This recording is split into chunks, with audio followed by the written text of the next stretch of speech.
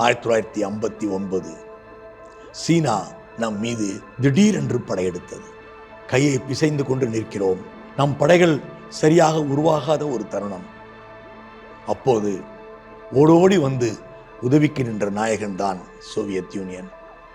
நமக்கு AN-12 வகையான aircraft மற்றும் MI-4 ஹெலிகாப்டர் ஆகிய வரிகளை நம்முடைய இராணுவத்திற்கு வழங்கி சீன இராணுவத்துக்கு இணையானவர்கள் நாம் என்கிற தைரியத்தை கொடுத்து நம் உடன் நின்று நம்மை வெற்றி அடைய செய்ய மிகப்பெரிய அளவில் போராடிய சகத்தோழனாக சோவியத் யூனியன்.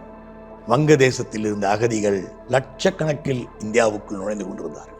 அந்த யுத்தத்திலே ஈடுபட்டு அவர்களுக்கு எதிராக நாம் போரில் இறங்கிய பொழுது பாகிஸ்தானுக்கு ஆதரவாக அமெரிக்கா தன் போர்க்கப்பலை நகர்த்துகிறது.